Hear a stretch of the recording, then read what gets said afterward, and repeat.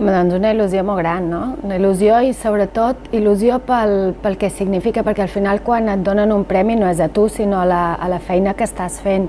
I en aquest cas això em dona una oportunitat molt gran de poder-ho compartir amb les companyes de la Fundació. Som un equip petit, som totes dones, valentes, resilients, que creiem i tenim uns valors molt enfocats en el món de la cultura, en el que fa la cultura, en aquest poder transformador que té, i no sempre tens un altaveu de donar les gràcies. Un líder és un líder perquè li deixen ser líder i perquè li permeten, i és un acte de generositat i confiança per part de l'equip que et segueix, que està amb tu i que t'acompanya.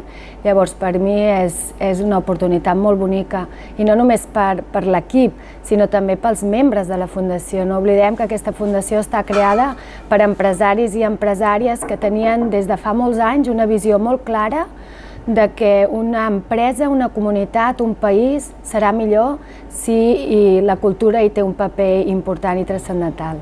Mira, per a l'àmbit cultural tenim un programa, el programa Impulsa Cultura, que és l'estrella de la casa, que al final el que treballa és donem eines d'aquest món empresarial al món cultural. El món cultural sap molt de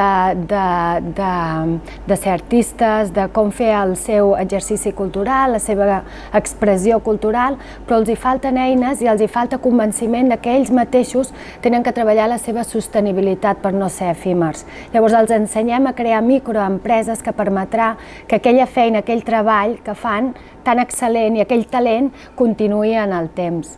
Això pel que fa a la comunitat de projectes culturals de tot Catalunya.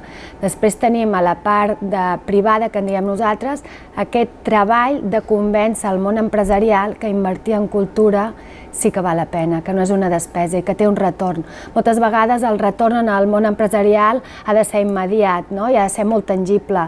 Això no ho dona la cultura, però en canvi és el millor aliat quan tu vols donar valor a la teva empresa, quan tu vols captar i retenir talent, quan tu vols valorar la teva empresa. Avui en dia parlem ja dels ESGs.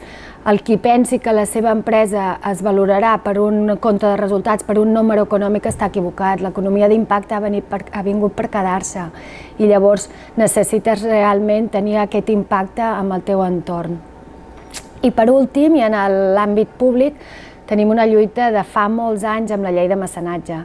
Estem intentant equiparar la llei de mecenatge a nivells europeus, però ja no només com a deduccions fiscals, sinó també com la percepció del mecenes, com es percep el mecenes, quin és el sentiment de corresponsabilitat amb la societat que tots hem de tenir o que tots podem tenir, que s'entén molt bé en cultures anglosaxones, però que aquí encara ens falta molt camí per córrer, i sobretot de part de l'administració que ho reconegui. Doncs molt contenta, certament no ho coneixia, m'ha agradat, m'ha capçat l'atenció i en soc una ferma defensora, perquè al final cal posar veu i alçar maneres de lideratge diferents, maneres de lideratge que s'han de valorar i maneres de fer les coses moltes vegades que per ser diferents no vol dir que siguin pitjors, sinó que s'han d'empoderar. S'ha parlat de com fem les coses les dones, de quines són també les nostres mancances, que és molt important també, aquesta falta de voler trencar el sostre que deia l'Albert i que ens recomanava, i que és veritat.